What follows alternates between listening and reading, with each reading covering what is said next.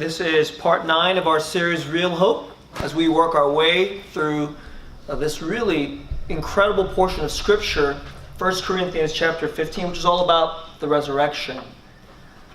I said to you last week that I'm not sure if I'm quite good enough as a preacher to teach this passage. I said that last week.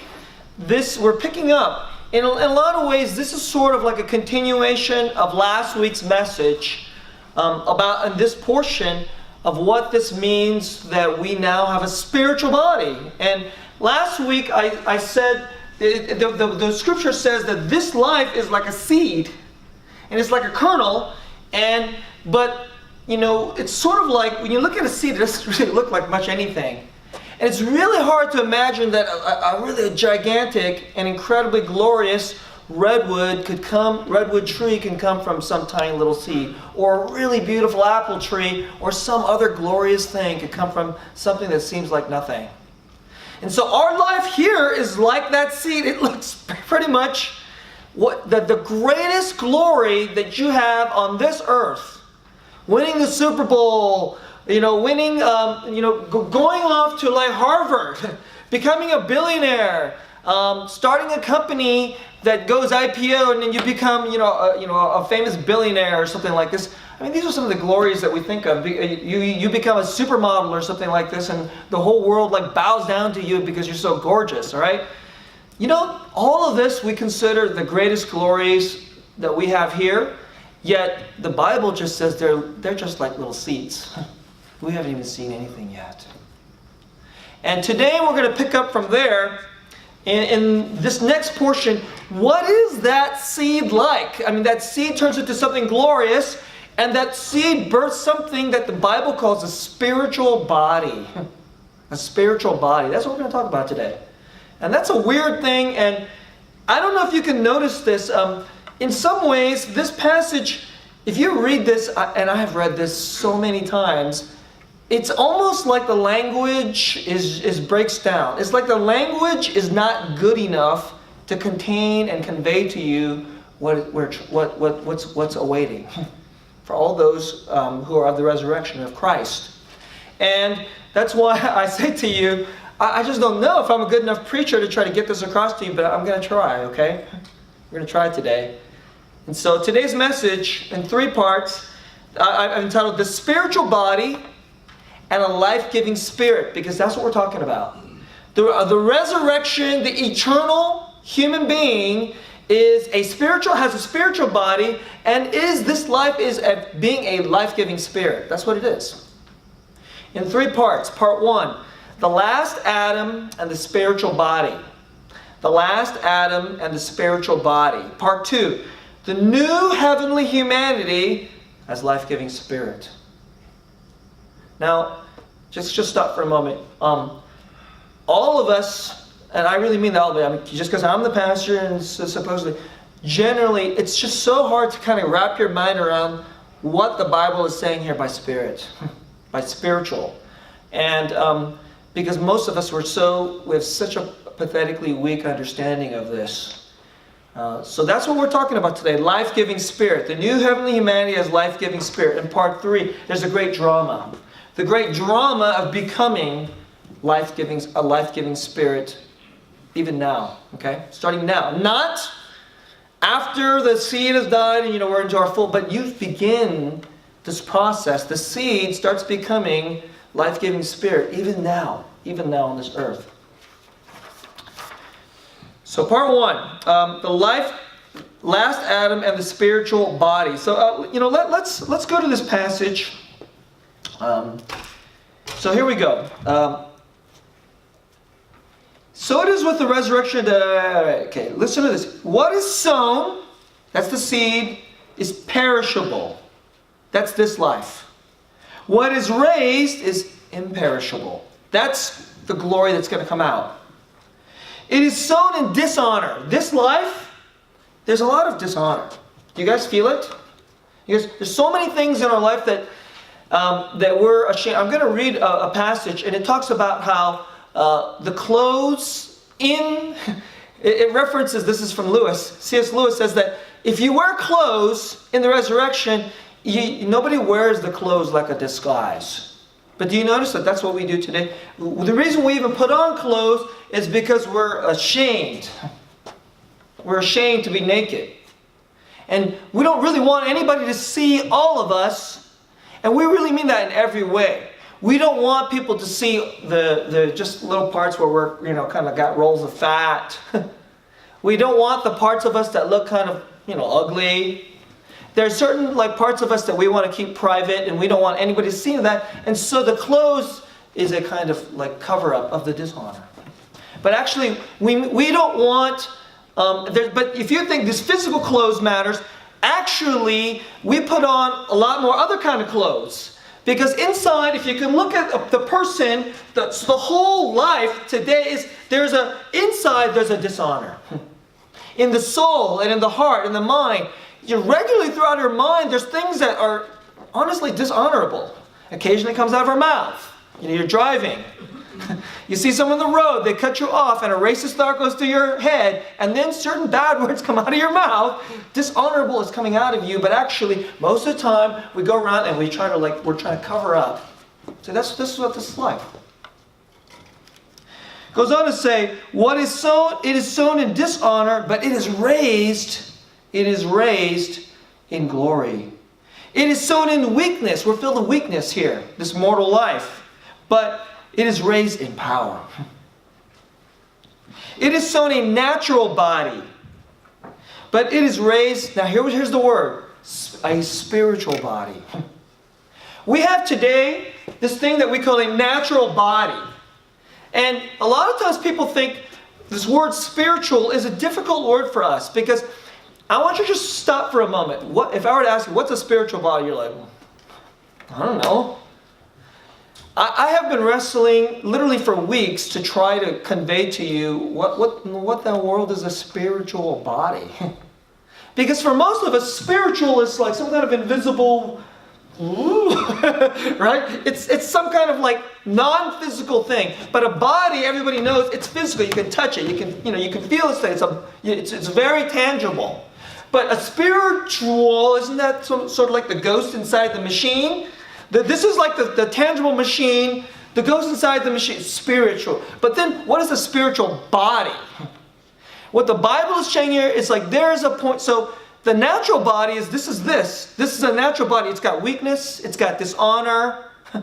And it lacks for power. It's going to die. It's mortal. It's perishable. We all know this. But there's going to be a body that's called what the Bible calls a spiritual body, and it cannot die.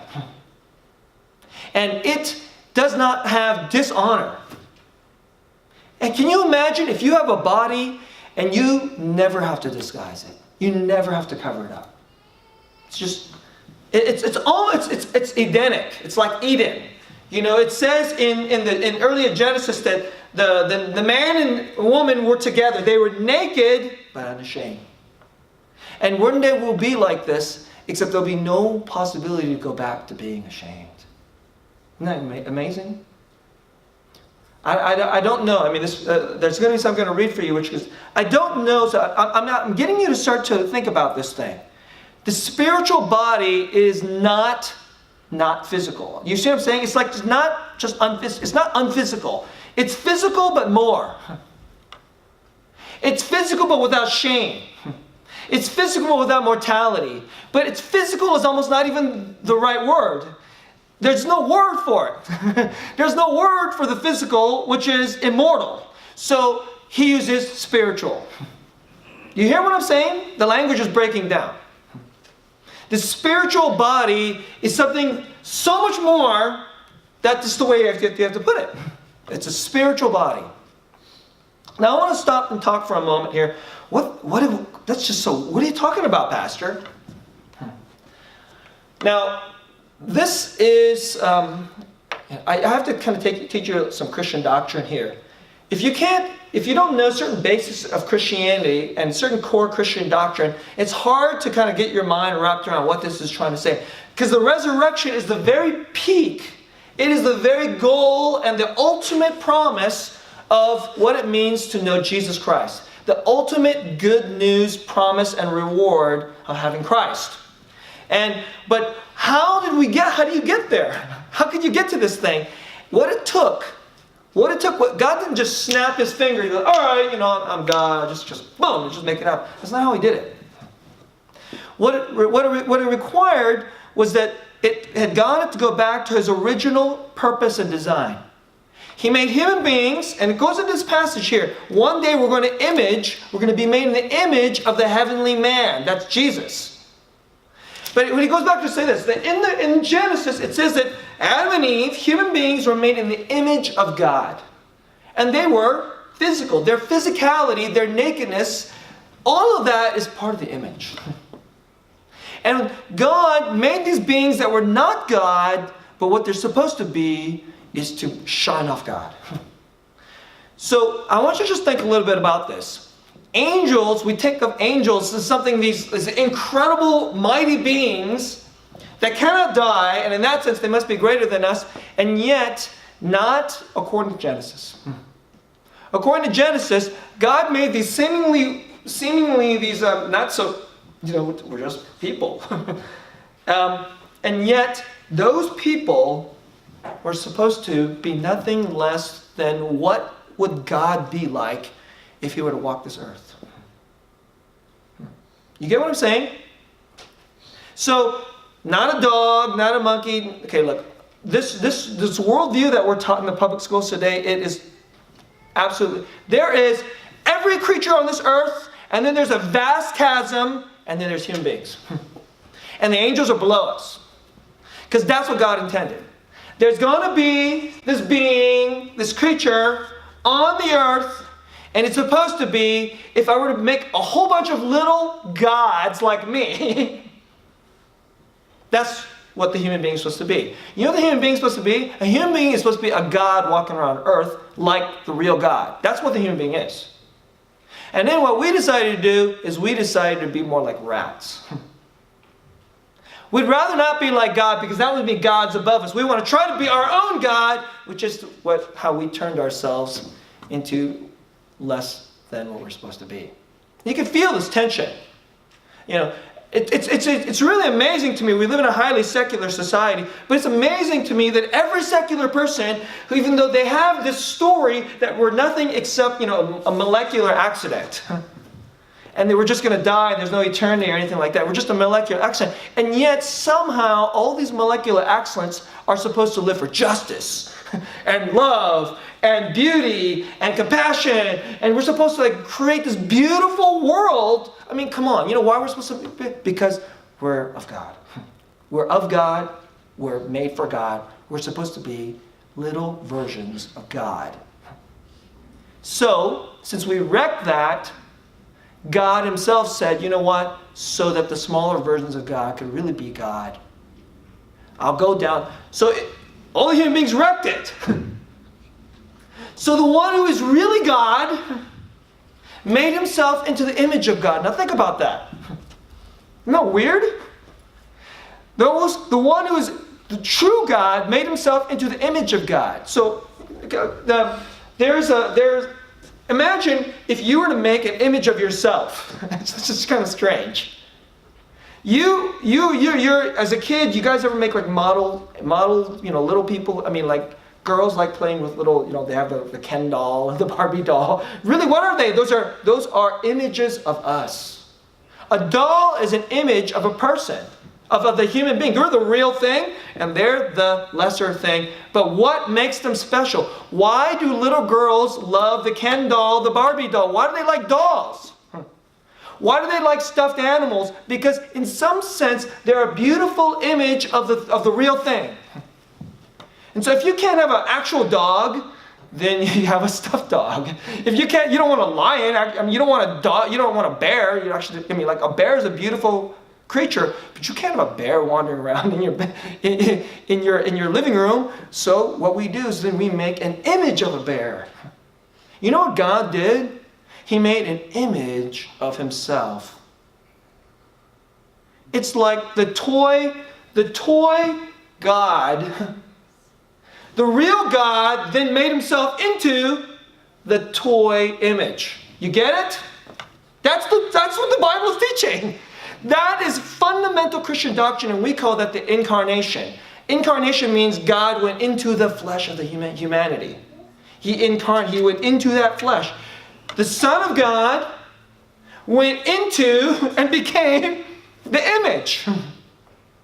So the image could really stop imaging something more demonic and horrible.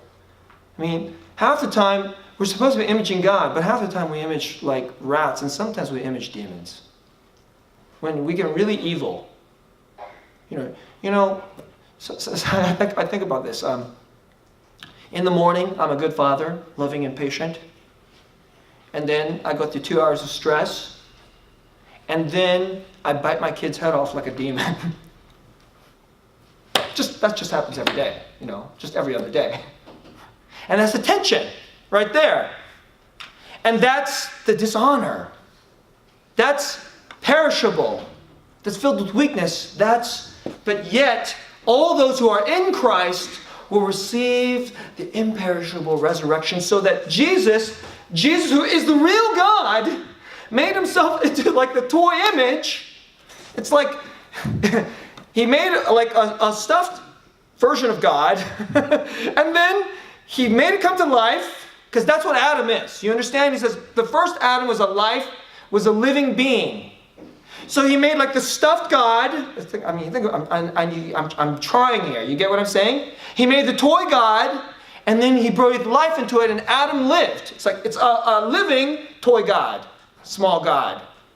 And then he decided to be more like a demon. And then everyone born of him has got the same problem.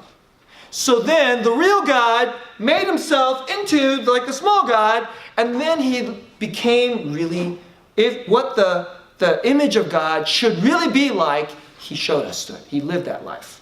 And then we killed him. Because we'd rather be more like demons. And then by killing him, he redeemed us. And then he says, now let me show you what the real human life is supposed to look like. And boom, he conquered death with a spiritual body. Okay? That's what the resurrection is. A body that cannot die, that does not sin, not even can no longer sin because it's utterly defeated sin. It doesn't just sin because let me just use my personal discipline to not sin. No. It's like I've defeated sin. And those of us who believe and unite ourselves to Jesus, that's what you're uniting yourself to. You're not just uniting yourself to this person, you're like, okay, I'm going to try to behave better like Jesus. No, it's like moralism. There's a lot of Christians who just say, let me just behave better like Jesus. I'll just follow the rules better like Jesus. That's horrible. That's not the gospel. The gospel is this. That the toy version of God would have a life, and forever he would be truly as God. Which we now call the spiritual body. You hear what I'm saying? This is the teaching. That's what's in this passage. It's crazy stuff. Now, I just want to say one more thing before I go on to part 2. I think that there are only 2 reactions that are sensible to Christianity. That's the stupidest thing I ever heard. That is the stupidest, most absurd. So God made like a stuffed version of himself, and then somehow, because the doctrine of the incarnation is completely insane stuff. Okay? Unless it's true. If it's true, Jesus made himself doctrine of the incarnation. He defeats death. That's the crucifixion. And then he made the toy little bad versions of God real gods. That's the resurrection. That's the hope. That's the real hope. That's our hope. And so it's either really stupid or it's everything. And obviously, I'm in the latter camp. You can decide which camp you want to be in. Right? I think if you're in the first camp, then we might as well all just be demons and rats. I mean, there's nothing special about a human being. It's just a smarter rat. That's all a human being is. It's just a smarter version of a rat. And just like every version of all the rats and all the animals, the strong eat the weak. The strong eat the weak. This idea, let's love the poor and have justice. Screw that. Justice is a stupid word. It's just a stupid word. that weak people made up to like try to protect themselves against the strong people. You know who said this? Friedrich Nietzsche. Friedrich Nietzsche came up with this.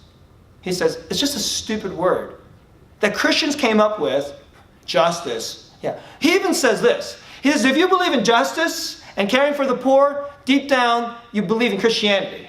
Interesting. You might as well be a Christian.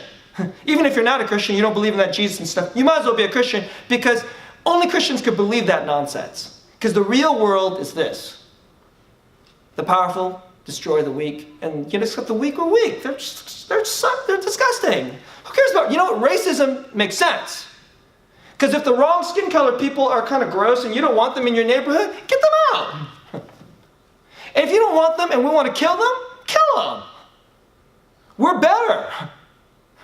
Because we're the higher evolution. See? But the real truth, I think this is the real truth. The real truth is, we're acting like demons, but we're really supposed to be God, like God. Let's go to part 2. Okay, I told you, I'm not good enough to help convey this. And so, ever since we got into this series, I knew I was at head-on collision course with this passage. I'm like, oh God, I'm not good enough to preach this. So, I found somebody who I think is better. A guy named C.S. Lewis. Now this book, I read this book a number of years ago, and I know the basic contents of this book, so I decided to reread this whole thing just for this sermon. Okay? And it's called The Great Divorce. And at the bottom here it says, a fantastic bus ride from hell to heaven. A round trip for some, but not for others. Interesting. Now, this is a fiction book, okay? But you know what it's based on? This passage. It's based on this passage. Now, what happens in this book is, at the beginning of the book, you're in this kind of like, this ugly kind of like rundown town where nobody talks to each other, and they all come up to this bus, and some of the people don't even want to get on the bus. A lot of them are just whining and complaining they didn't want to get on the bus. They fight. There's a fight breaks out in the line of the bus because this is hell. Everybody is just self-centered.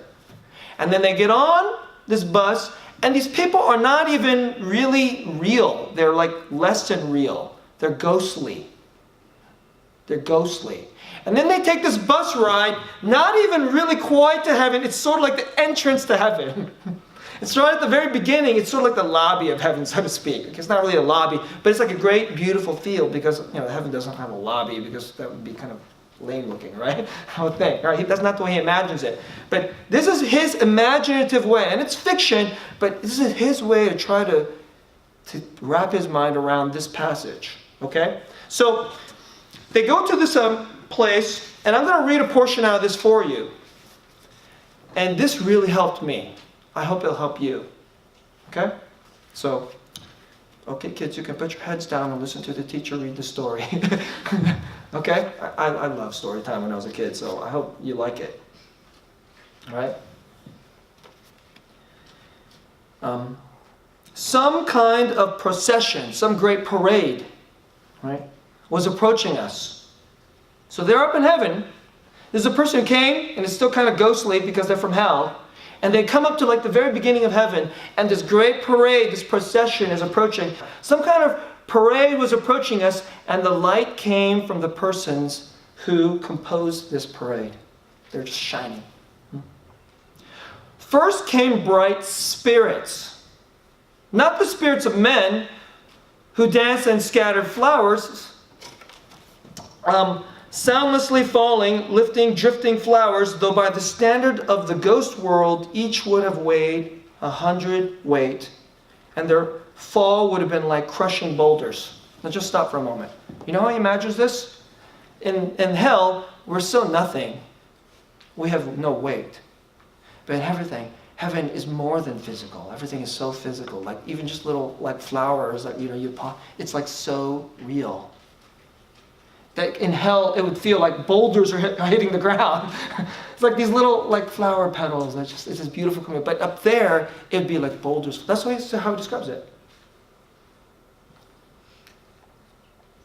And then on the left and at the right, these are spirits.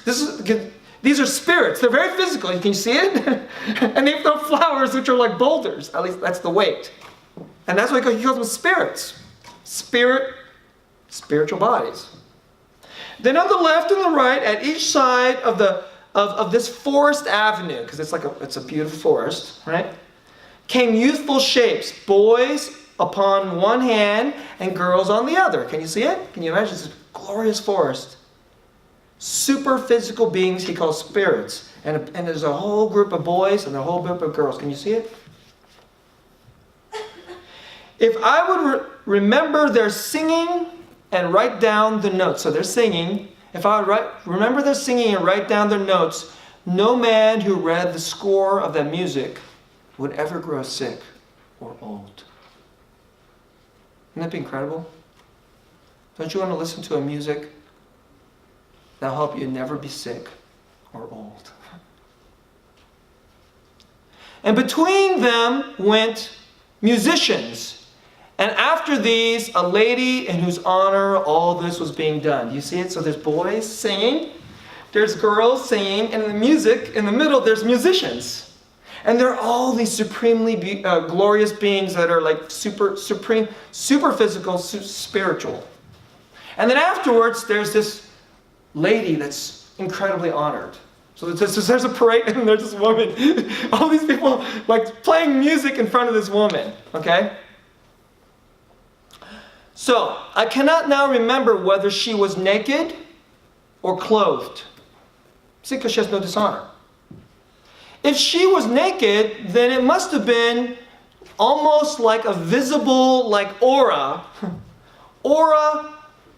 of her courtesy and joy, which produces the memory of the illusion of a great and shining train, a robe, across that happy grass. Do you guys see it? It's like her clothes, it's like, I can't tell if she was clothed, but it was probably like her joy and courtesy is so thick, it's like her clothes. And it's flowing off her like a robe, like a train. That's how he pictures it. If she were clothed, then the illusion of nakedness is doubtless due to the charity with which her innermost spirit shone through the clothes. Charity, by the way, is the old word for love. If she was feeling clothes, maybe it's just an illusion. Maybe it was just her love just flowing out of her. It's like she's clothed with love. For clothes in that country are not a disguise. The spiritual body, there's that word, the spiritual body lives along each thread and turns each of the clothes into something like a living organ. A robe or a crown is there as much as one of the wearer's features as a lip or an eye. So like the clothes you wear, it's just as much as like a part of like whether you're a lip or an eye. It's like the clothes, it's like a cloth of love. But I'm not sure. I can't remember if she was naked or clothed. And only partly do I remember the unbearable beauty of her face. Is it? Is it? This is the narrator says. I whispered to my guy, and I think he thinks he's wondering if she's the Virgin Mary. Is it her? Right? Nope. The guide says, no, not at all. It's someone you never have heard of. Her name on earth was Sarah Smith, and she lived on some street called Golders Green. She seems to be someone who's really very important. Yes, she's one of the great ones. You have heard about fame, that fame in this country, heaven, is a lot different than fame on earth. It's very different. And who are these gigantic people? Look, they're like emeralds. There are these people that are like emeralds, and they're all dancing, and they're like throwing flowers. Can you guys see it? There's the musicians, there's the boys singing, there's the girls singing, and there's these gigantic emerald-like people who are dancing and throwing flowers in front of her. And he goes, they're the angels. There are a whole bunch of angels that follow her around for how great she is.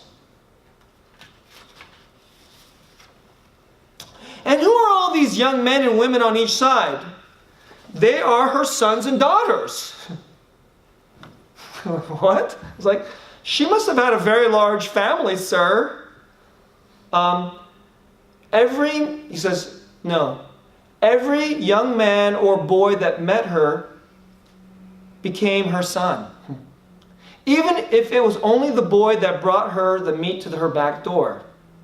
Every girl that met her was her daughter. You understand what she's saying? What he's saying? What the guide is saying?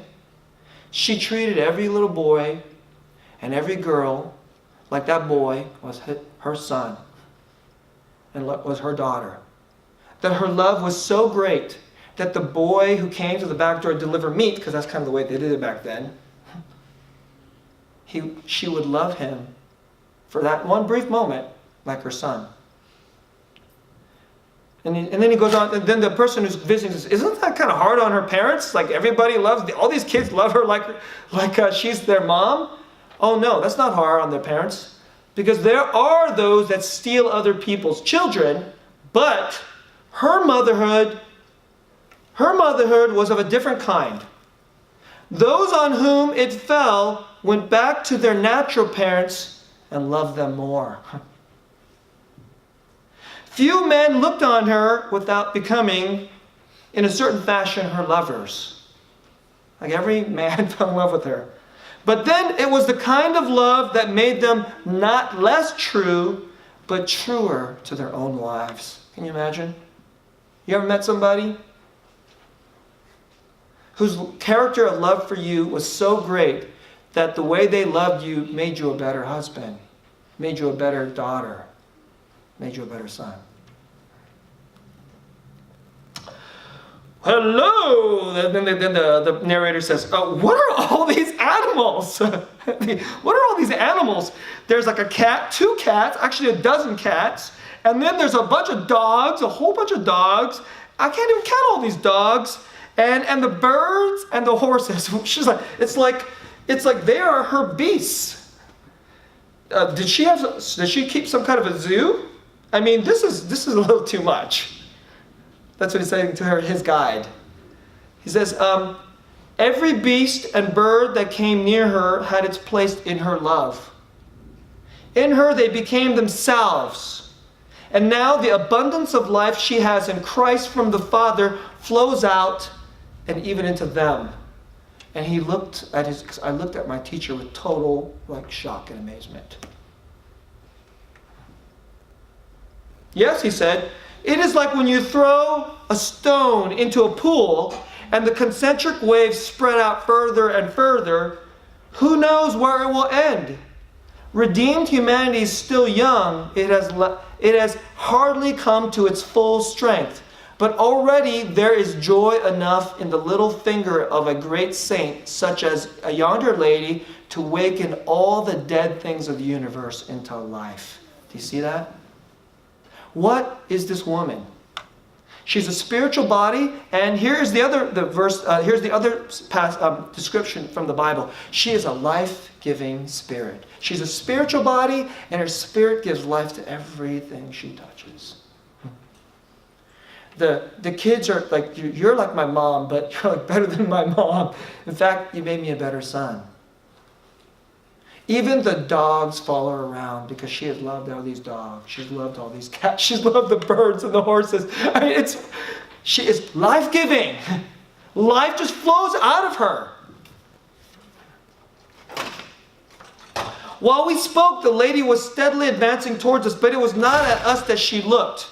Following the direction of her eyes, I turned and saw an oddly shaped phantom approaching. It's like a ghost. Or rather, 2 phantoms. A great tall ghost, horribly thin and shaky, who seemed to be leading on another ghost no bigger than an organ grinder's monkey. Do you guys see it? Very tall and thin ghost. It's kind of like very thin and not unattractive. And then there's like a little dwarf that's like the size of a little monkey, right? And there's like a chain between these 2 ghosts. And this glorious life-giving spirit woman is looking at these 2 ghosts that are like chained together. The taller ghost wore a soft hat. And he reminded me of something that my memory couldn't quite recover.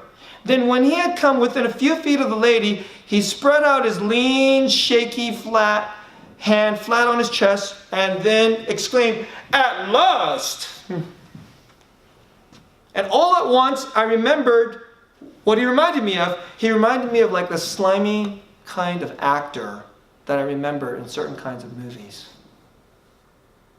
And then the woman speaks, "Darling, at last!" And then they're, oh my, his goodness, is like, she can't be. And I'll stop for a moment. Here's what happened. This incredible, glorious woman, she had been resurrected and gone to heaven. And this ghost, because he belongs in hell, and the little ghost, it turns out it's the same person. And the little ghost is actually the real person, and then the actor is like his fake projection. And they're meeting because they were married. And all her life she had loved him, even though he abused her, verbally abused her. And he never gave, he was this slimy, insecure little man, and constantly he put forward his fake act. And yet she loved him all her life. And that's what this meeting is about. And I'm going to stop there. This is the way C.S. Lewis envisions the clash of the natural body, the seed kernel, if we want to stay hellish, with no God, no resurrection, no Jesus Christ making us new. If we want to stay like the dying Adam, the first Adam. In other words, not become like the new Adam, Jesus, who made the toy life come to the true life in himself. And I'm just offering this to you because who knows what it's going to actually be like. It may not quite be like, you know what's so great about this? I told you last week that if you don't have enough imagination, you can't see something that you can't see. A lot of people can only see, like, I see the chair, I see your money, I see that you got nice. That's all they can see is what they can tangibly see. But this is the real thing that's happening. Inside the drama that's happening, is the seed inside your life going to become this? Or are you going to become like this hellish? And then she goes on, and what happens is she actually leans over and kisses the little guy, and he just acts like a total jerkwad. Because this is the way he's always acted. And mistreated his wife, and he always thought he was better than her, projecting his thing. He's like, I'm this great actor, I'm like this. And yet actually she was the real giant human being, and he was a pathetic loser. And that's what he sees. And you see that in that little drama there? That's what's going on.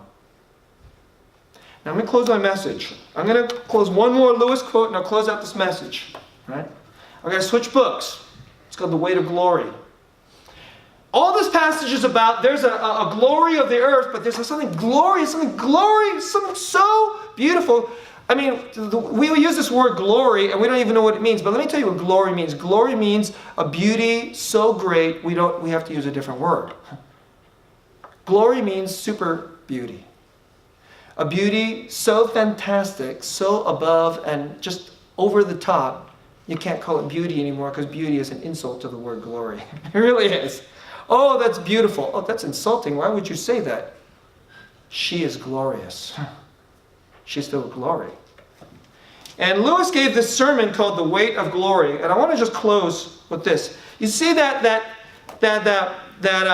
encounter between the true, glorious, resurrected person, the person who has Christ inside of her, the real, true, eternal life of Christ, and then bumping up against her own very husband, who is just this self-centered, insecure jerkwad who constantly projected like he was this really strong guy, but really he was this little weasel. Right?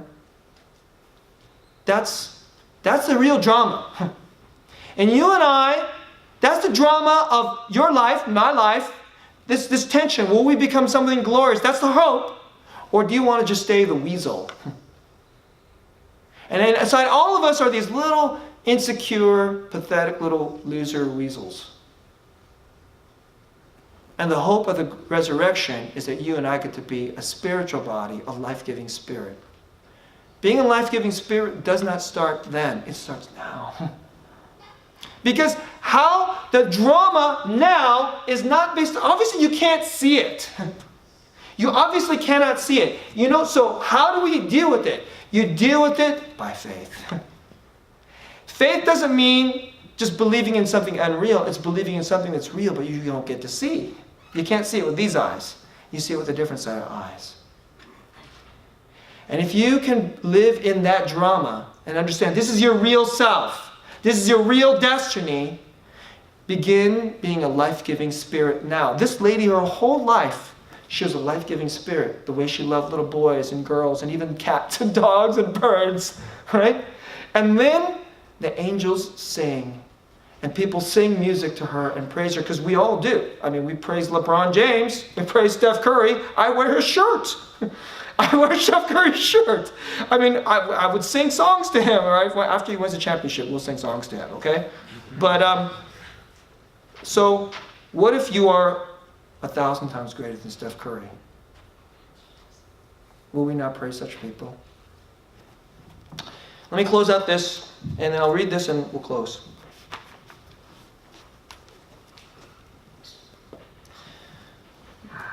The load, it may be possible for each to think too much of my own glory. What I'm going to become. I told you, don't think about yourself so much, what you're going to become. He goes, but it is not, we shouldn't be thinking enough about someone else's glory. The load or weight or burden of my neighbor's glory, if it's to be laid on my back, it would be a load so heavy that only humility can carry it. It is a serious, and the backs of all the proud will become broken by the load of somebody else's glory. It is a serious thing to live in a society of possible gods and goddesses. I told you we're supposed to be gods, except like the real God. To remember that the dullest and most uninteresting person you can talk to may one day be a creature, a person that will be so great that if you can see what they become, you'd be tempted to worship them. Or, if you can see what they'll become because they don't become resurrected, they may be a horror, a corruption that's so great that they'll only just be a nightmare. All day long, we are in some degree helping each other to one or other of these destinations. The glory or the nightmare. It is in the light of these overwhelming possibilities, it is with the awe and circumspection proper to them that we should conduct all our dealings with one another, all our friendships, all loves, all play, all politics. There are no ordinary people. You have never met a mere mortal. Nations and cultures, arts, civilizations, companies, Apple, these are mortal things. They're just going to die out. They are as the life of a gnat. But it is immortals with whom we joke, work with, marry, snub, exploit. Immortal horrors or everlasting splendors. This does not mean that we should always be solemn or serious. We get to play. But we play in such a way because we know that we take each other seriously. See what that is? That's life-giving spirit. Treating each other with humility. But treating each other with seriousness. And we can play and laugh because first we say, my goodness, you are greater than whole empires and civilizations and companies. Because one day your glory will outstrip them all. And he goes, I'll just close this way. Next to the sacrament itself, to the body of Christ that we touch, right? Present here. This neighbor, your neighbor, if he is a Christian neighbor, he is holy in almost the same way as Christ. For in him, Christ is truly hidden. The glorifier and the glorified is all hidden in that person who's going to become this life-giving spirit. Let's pray.